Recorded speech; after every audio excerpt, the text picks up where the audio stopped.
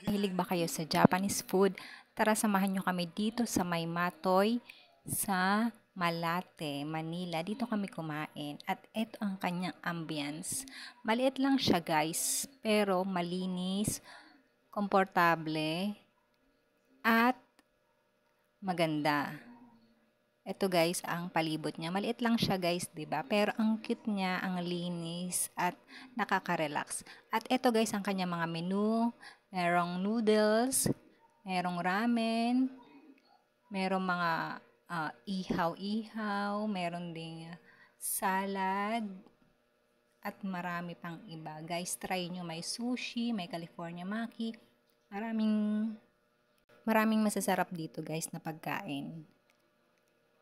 Ito, ang pangalan ng restaurant ay Matoy. Ano pang hinihintay nyo guys? Tara samahan nyo kami dito. Let's eat! At ito guys, dumating na ang aming order. Ang una naming in-order is mango shake at banana shake. Masarap siya guys. Meron ding mga ibang drinks pero yan ang in-order namin. Ito guys, yung loob na ito, meron siyang kanin. Ito, yung nasa gitna is like fish.